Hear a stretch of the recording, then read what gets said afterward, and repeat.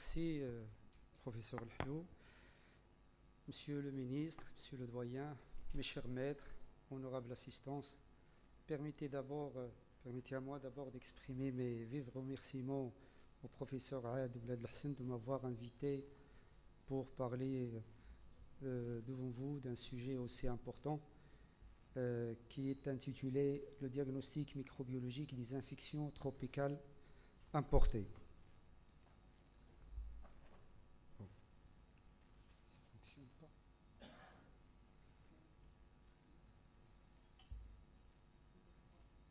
Pardon.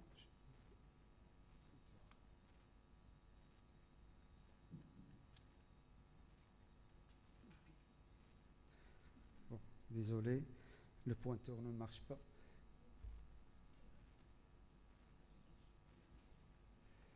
Alors, le plan de ma présentation est le suivant. Après un petit rappel sur les infections tropicales importées, les éléments d'orientation de diagnostic, j'aborderai directement le diagnostic au laboratoire des principales infections tropicales et particulièrement quelle est la démarche à adopter au sein du laboratoire pour faire un diagnostic d'une infection suspecte d'être tropicale.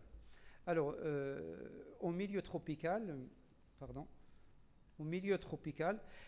c'est une zone très vaste qui s'étale sur les 4 continents, de l'Amérique latine à l'Australie, en passant par l'Afrique, le sud-est et le sud-est de l'Asie. Dans ces zones-là, le climat est tempéré toute l'année avec des précipitations très fortes et une biodiversité maximale. Donc tout ça, il a créé vraiment un environnement qui est favorable pour le développement d'un nombre important d'espèces animales. Ces espèces-là représentent le principal réservoir de plusieurs agents pathogènes qui étaient initialement des zoonoses. Mais avec la déforestation et les changements climatiques, bien sûr, on n'a pu que plusieurs zoonoses ont pu s'adapter à l'espèce humaine. Raison de plus que les moyens économiques des pays tropicaux sont faibles et les budgets alloués à la lutte antivectorielle, il est vraiment réduite. Ceci, il a favorisé le développement d'un certain nombre d'infections qui sont appelées infections tropicales parce que c'est des infections spécifiques aux régions tropicales. Parmi ces infections, il y en a certaines qui ont bénéficié d'un programme OMS, un programme mondial pour lutter, particulièrement le paludisme, mais malheureusement, plusieurs infections tropicales sont dites des infections tropicales négligées. À ce jour, il y a peu de moyens qui sont alloués pour faire face à ces infections-là. Malheureusement, ces infections tropicales, elles impactent la santé mondiale négativement avec un taux de mortalité qui dépasse les 4 millions par an, tout en sachant que presque 50% de la population mondiale est exposée à ces infections. Parmi ces infections, il y en a certaines qui sont des véritables urgences diagnostiques et toute infection tropicale importée diagnostiquée en dehors d'une zone tropicale, normalement, il doit être déclarée. Donc, la déclaration est obligatoire. Au Maroc, notre pays dont on est fier, c'est un futur pays organisateur de manifestations sportives, comme a été dit par mes prédécesseurs, particulièrement la Coupe d'Afrique en 2025 et la Coupe du Monde de football en 2030, il y aura forcément et certainement un afflux massif à partir de ces régions tropicales. Donc là, c'est un risque à gérer et notre système de soins, il doit être prêt à gérer ce risque infectieux dans tous ces aspects-là. Alors, parmi l'aspect de gestion de ce risque, c'est la préparation au sein des laboratoires de microbiologie. Il faut se préparer pour gérer, pour diagnostiquer une infection tropicale. Mais le laboratoire ne fait pas que le diagnostic. Le laboratoire, il joue un rôle important. D'abord, pour évaluer la gravité d'une infection, pour évaluer la sensibilité vis-à-vis d'un traitement à prescrire, mais un rôle très important, c'est la surveillance et la prévention. C'est ce qu'on appelle la veille épidémiologique. Quels sont les éléments d'orientation diagnostique? Le microbiologiste, dans son laboratoire, il a besoin d'un certain nombre d'éléments pour orienter sa démarche diagnostique. Concernant l'orientation épidémiologique, si en Afrique, le paludisme représente la première infection tropicale importée, un patient qui vient de l'Amérique ou de l'Asie, dans la majorité des cas, ce n'est pas le paludisme qui est importé, c'est d'autres infections, particulièrement, comme a été dit par mon prédécesseur, c'est la dengue. Et aussi, il y a des infections cosmopolites, comme la fièvre typhoïde, la leptospirose. Un autre point important, c'est la notion d'infection cosmopolite. On n'importe pas d'une région tropicale que les infections tropicales. On peut importer une infection cosmopolite qui est connue chez nous. Et malheureusement, ces infections cosmopolites aussi, c'est une part importante de ces infections tropicales importées qui est variable selon les études. Un autre message important, devant un patient qui présente une suspicion d'une infection tropicale, il faut prendre en considération le pays d'origine.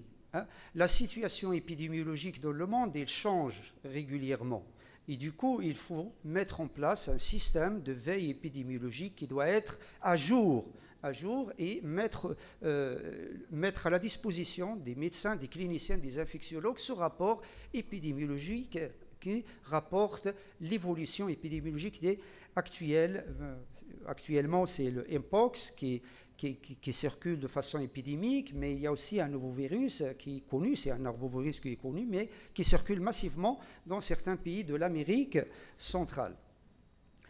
Alors, sur le plan clinique, c'est difficile vraiment de faire un diagnostic d'une infection tropicale en se basant que sur les éléments cliniques. Le patient peut se présenter soit pour une fièvre isolée, qui est la majorité en fait, des patients se présentant à l'hôpital après un retour d'un pays tropical, c'est le premier motif de consultation, c'est la fièvre isolée. Parfois, cette fièvre, il peut être associée à d'autres signes, qui peut être un élément d'orientation.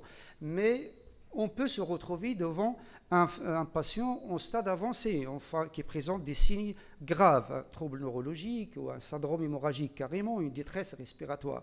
Donc la clinique, vraiment, il a une valeur d'orientation qui n'est pas vraiment assez importante. Alors, quel est le rôle du laboratoire ou la démarche du laboratoire pour diagnostiquer une infection tropicale?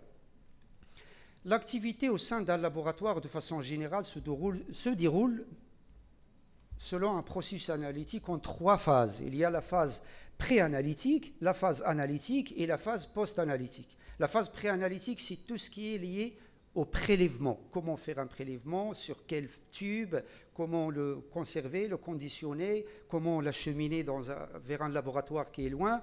Et une fois arrivé au laboratoire, comment conserver ce prélèvement. La phase analytique, c'est toutes les techniques qu'on peut utiliser au sein du laboratoire pour diagnostiquer une infection tropicale. La phase post-analytique, c'est une fois les résultats sont validés, là, le biologiste, il doit intervenir pour communiquer avec le médecin prescripteur, parce que parfois on a besoin d'un ensemble d'éléments épidémiologiques, cliniques, radiologiques, voire même pour confirmer ou infirmer un diagnostic. Toute cette activité se déroule selon un certain nombre de réglementations. Au Maroc, c'est le GBA qui est éligible, mais les laboratoires nationaux, que ce soit en secteur public ou privé, ils doivent s'engager dans le processus d'accréditation conformément aux exigences de la norme internationale 15189.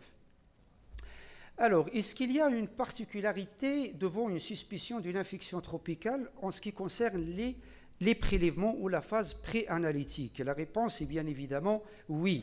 Alors, devant un patient qui présente une suspicion d'une infection tropicale, le laboratoire, normalement, il doit renforcer ses mesures de sécurité parce que, en fait, le premier défi, c'est de protéger le personnel du laboratoire. Et on sait bien qu'il y a plusieurs infections tropicales qui sont très, très épidémiques, très contagieuses et même très mortelles.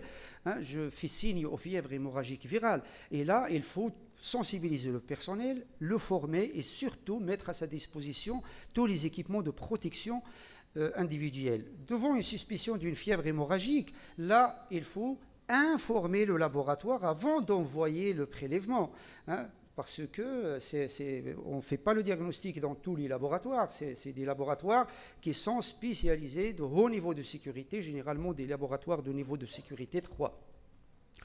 Un deuxième message important, c'est qu'il ne faut pas appeler le laboratoire que pour l'informer, il faut l'appeler aussi pour s'informer, comment faire le prélèvement, hein.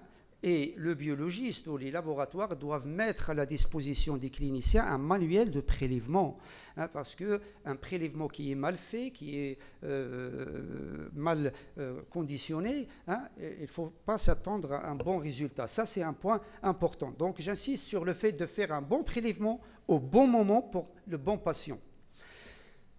Une fois la façon avec laquelle on veut prélever le patient est bien expliquée, le fait de prélever un patient, dans un premier temps, on doit faire un minimum nécessaire de prélèvement. Il ne faut pas s'acharner à prélever, à envoyer au laboratoire, hein, parce que il y a toujours ce risque d'avoir une infection hautement contagieuse, hautement épidémique, et là, dans un premier temps, il faut faire un minimum nécessaire de prélèvement qui va nous servir d'abord pour éliminer les urgences diagnostiques, orienter le diagnostic et évaluer la gravité.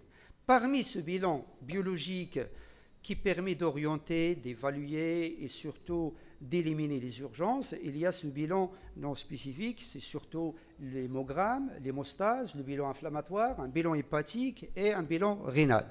On sait bien tous que les données de l'hémogramme, ils ont une grande valeur d'orientation devant une infection tropicale, et je fais signe particulièrement à l'hyperéosinophilie. Hein, on sait bien que le taux des eosinophiles au niveau du sang ne dépasse pas vraiment 200 à 300 éléments, mais il faut savoir qu'un eosinophile au niveau tissulaire, hein, un eosinophile sanguin, il correspond à 200 eosinophiles au niveau tissulaire. Donc, notre réserve en eosinophiles se trouve beaucoup plus au niveau tissulaire. Quand on a une parasitose invasive, là, il faut attendre à avoir une hyperéosinophilie. Une thrombophilie, il oriente beaucoup plus vers le paludisme. Une hyperleucocytose à prédominance neutrophile. Donc là, c'est juste pour souligner l'importance de ce bilan initial qui est non spécifique. Au niveau du laboratoire, et pour faire un diagnostic de confirmation, l'ensemble des techniques utilisées au sein du laboratoire, c'est des techniques qui ont deux objectifs, soit la recherche des marqueurs directs de l'infection, on va chercher la bactérie, le virus, le parasite, le champignon, ça c'est les marqueurs directs de l'infection, soit on va chercher les marqueurs indirects de l'infection, ce sont les marqueurs de réponse immunitaire, c'est la sérologie infectieuse. Pour les marqueurs directs, il y a les tests antigéniques, il y a les techniques microscopiques, il y a la culture microbiologique et les techniques de biologie moléculaire. Alors, je commence par les tests antigéniques. Souvent, c'est des tests d'agglutination sur des particules de latex, mais ces derniers temps, c'est beaucoup plus des tests immunochromatographiques. Ça permet essentiellement la recherche des antigènes, mais parfois aussi des anticorps. C'est des tests qui sont rapides, faciles à réaliser et dont le coût est abordable. Il faut savoir que ces tests antigéniques, dans la majorité des infections, ils ont prouvé une valeur prédictive positive très performante et très importante, particulièrement en épisode épidémique. Et je donne l'exemple là de test antigénique qui a été considéré par l'OMS, le test du diagnostic du paludisme, comme un outil essentiel pour lutter contre la pandémie à Plasmodium. Alors, je partage avec vous un test antigénique adopté par le service de santé thaïlandais pour faire face à la fièvre en milieu tropical. C'est en milieu tropical, il y a beaucoup de monde qui sont loin de l'hôpital, et pour gérer une fièvre, ils ont développé un test antigénique qui est capable de détecter de façon simultanée plusieurs antigènes, hein, des agents infectieux qui posent problème chez eux. Et ce test antigénique, il a prouvé vraiment une sensibilité, une spécificité satisfaisante. L'examen microscopique, c'est un outil très important utilisé au laboratoire, que ce soit en bactériologie ou en parasitologie. Surtout, les différents microscopes sur quoi on travaille, c'est beaucoup plus les microscopes optiques, les microscopes à fond noir, à immunofluorescence, au microscope inversé parfois. Donc l'examen peut se faire à l'état frais ou après une coloration. Il y a différentes colorations qui permettent de mettre en évidence directement l'agent pathogène, de voir sa forme, de voir sa mobilité à l'état frais, de voir aussi son mode de regroupement. Parmi les principales colorations pour détecter les principales infections tropicales, je souligne l'importance de la coloration MGG qui est utilisée pour le paludisme, pour les microvillaires, pour le trypanosome et les leishmanies. Cette technique ne permet pas uniquement de voir et d'observer l'agent pathogène, elle permet dans certaines situations d'évaluer approximativement la charge microbienne, particulièrement pour le paludisme. Alors, c'est un examen qui est performant quand il est positif. Un examen microscopique négatif n'élimine pas une infection tropicale. Pour la culture est utilisée largement, surtout devant une suspicion d'une infection bactérienne, rarement en parasitologie, beaucoup fréquemment en mycologie. La culture virale réservée à certains laboratoires de recherche, mais pas pour le diagnostic de routine. Cette culture elle est réalisée sur différents milieux. Particulièrement, je souligne l'importance d'un certain nombre de milieux spécifiques pour détecter des bactéries qu'on n'arrive pas à cultiver sur milieu ordinaire. C'est le cas de la rickettsiose, la leptospirose et la tuberculose aussi. Donc l'identification peut se faire par différents moyens, mais actuellement, il y a des techniques très actuelles comme la spectrométrie de masse qui permet d'identifier plusieurs bactéries de façon rapide et même à partir d'un prélèvement comme l'hémoculture positive. Donc cet examen, il est considéré comme examen de référence pour le diagnostic en infectiologie de façon générale, mais malheureusement c'est un examen qui nécessite beaucoup plus de temps. Alors, parmi les techniques de biologie moléculaire, je cite directement la PCR et la RT-PCR en temps réel, qui est une technique presque devenue de routine pour le diagnostic microbiologique des infections de façon générale. C'est une technique qui permet de se positionner de façon importante par rapport aux autres techniques, vise sa performance, particulièrement la sensibilité, la spécificité et particulièrement sa rapidité. Alors actuellement, on a vu des kits qui ont été développés ces dernières années, c'est surtout des kits multiplex qui ont permis de faire le diagnostic d'une manière, dans le cadre d'une approche syndromique. Et parmi ces kits multiplex, on distingue particulièrement le kit réservé aux fièvres tropicales qui permet de détecter les principaux agents pathogènes responsables d'une fièvre au retour des tropiques. Donc, comme j'ai dit, c'est une technique qui est considérée par plusieurs sociétés savantes comme le gold standard en microbiologie. Toujours dans le cadre des techniques de biologie moléculaire, je dois souligner l'importance du séquençage, particulièrement le séquençage de haut débit, le séquençage du gène de l'ARN 16S qui permet d'identifier une bactérie qu'on n'arrive pas à identifier, le séquençage du gène de l'ARN 18S aussi en parasitologie. Et devant un virus méconnu, on peut utiliser aussi le séquençage NGS utilisant un pool d'amorces universel pour détecter un nouveau virus qu'on n'arrive pas à identifier. Donc, finalement, pour les techniques de diagnostic, c'est la recherche des marqueurs de réponse immunitaire, c'est la sérologie. Les principales techniques utilisées, c'est les techniques ELISA, mais essentiellement les techniques chimiluminescence, qui permettent de détecter les marqueurs de réponse immunitaire. Le point fort de la sérologie, c'est qu'il nous permet de faire la distinction entre une infection aiguë, une infection chronique, une réactivation et même une réinfection, parce qu'on peut faire une réinfection tropicale. Donc là, ces sérologies, ils ont prouvé leur performance, mais attention, l'interprétation d'un résultat sérologique n'est pas toujours facile. Et le biologiste, il ne doit pas être vraiment pressé à rendre un résultat sérologique comme ça, il va prendre le temps nécessaire pour valider un résultat sérologique dans son contexte global en prenant en considération les arguments cliniques, épidémiologiques et autres arguments biologiques, parce qu'il y a beaucoup de faux positifs en sérologie.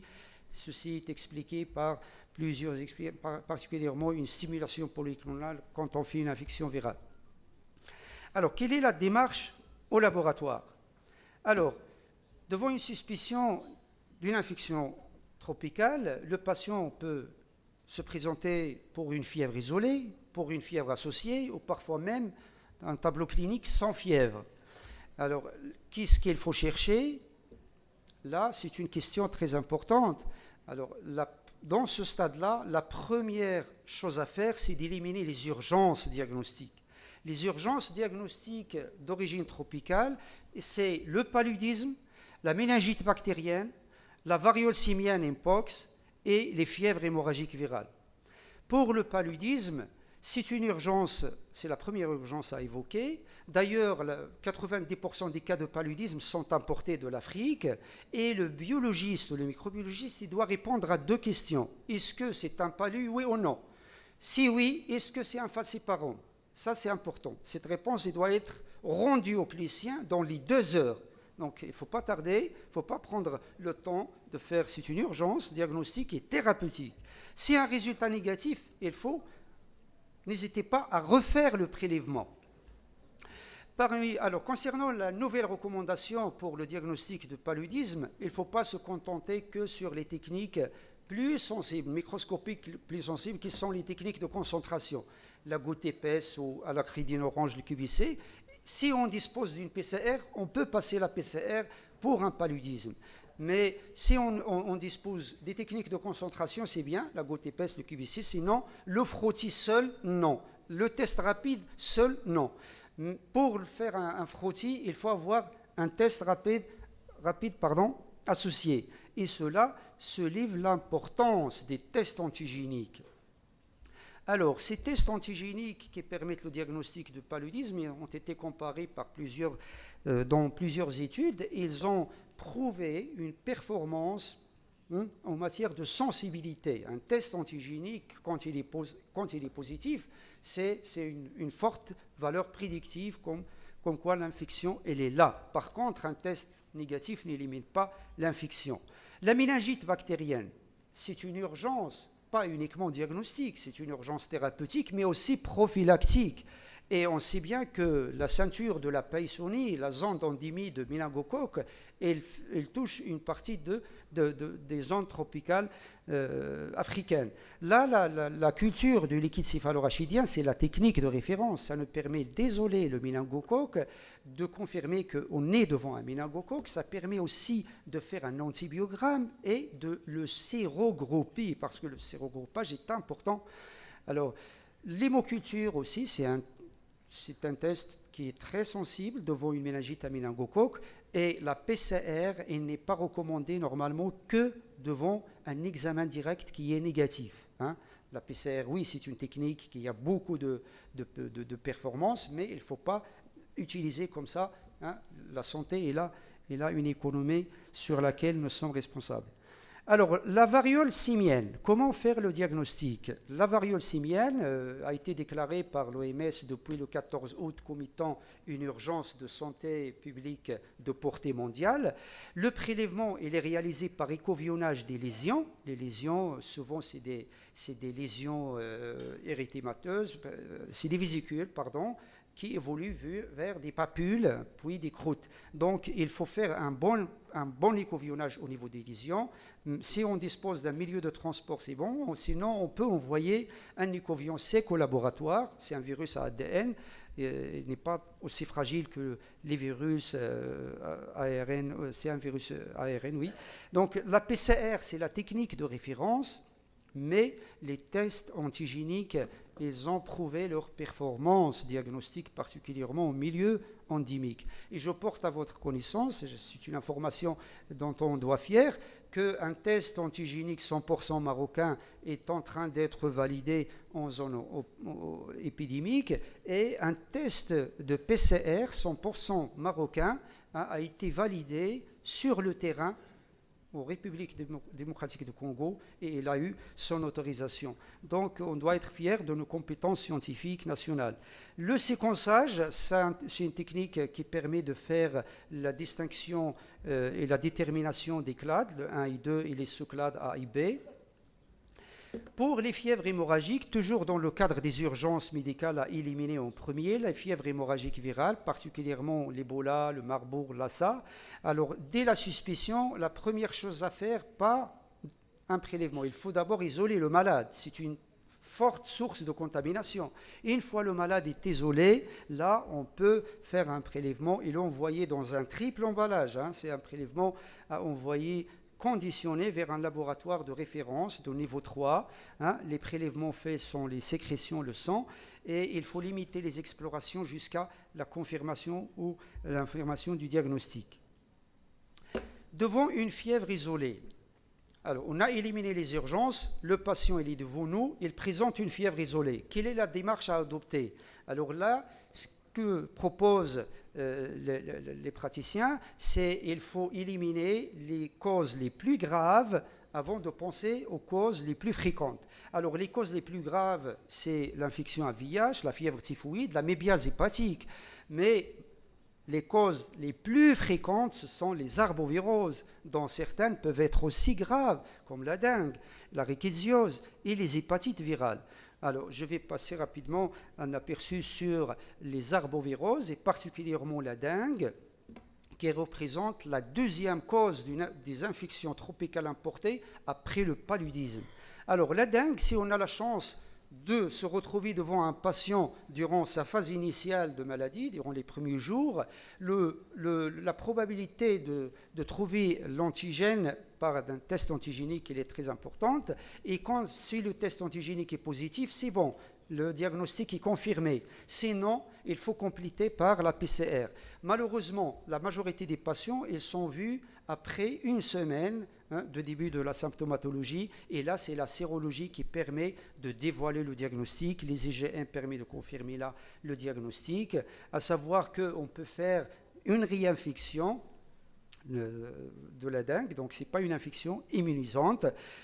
Pour les tests de PCR, je souligne aussi l'importance des kits multiplex permettant la détection de 3 voire 4 arboviroses, mais essentiellement les plus fréquents, la dengue, chikungunya et Zika. Et il y a plusieurs kits qui sont commercialisés et qui ont prouvé leur performance analytique. Alors, devant une infection tropicale, associée à une symptomatologie. Ça peut être une symptomatologie respiratoire, digestive, une éruption, un ictère. Donc là, l'approche à adopter, c'est une approche syndromique. Donc le microbiologiste, il doit intégrer et mettre ses moyens dans un cadre d'une approche syndromique. C'est quoi cette approche?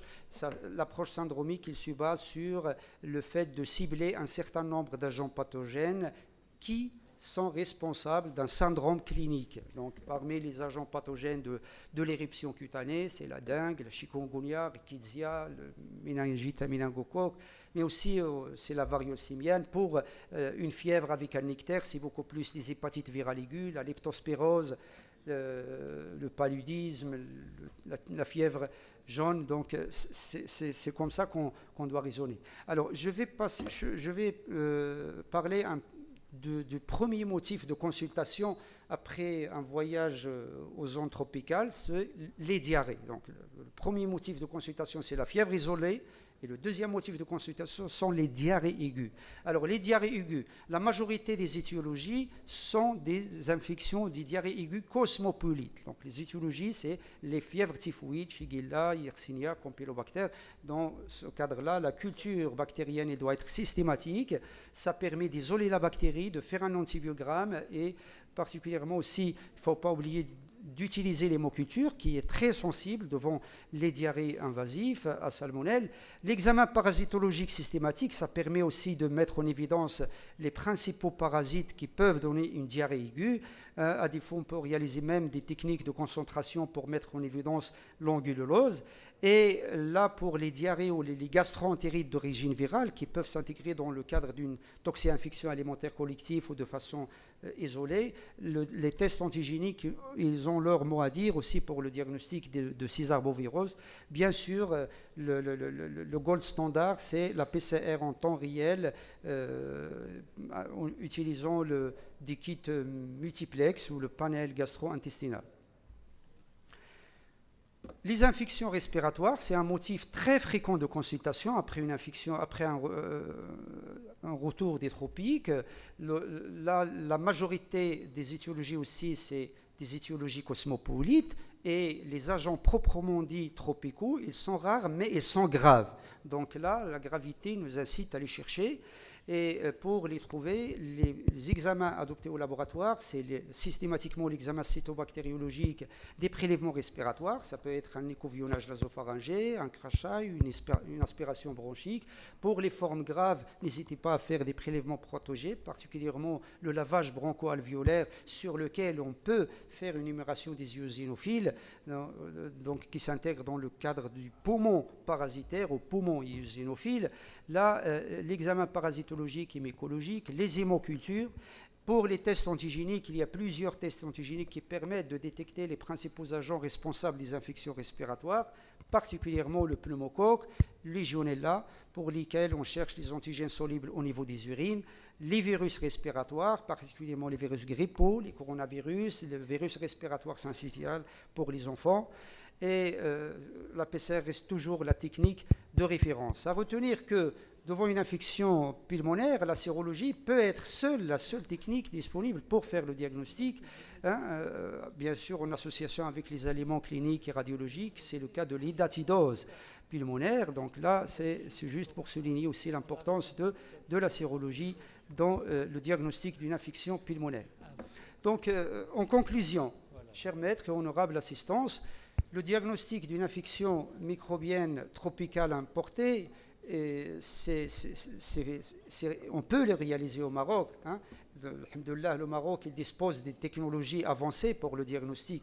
Ce qui nous manque, ce qu'il faut insister, c'est la formation continue et surtout la communication entre les microbiologistes, les cliniciens, pour avoir une bonne approche en matière de diagnostic de ces infections. Et je vous remercie.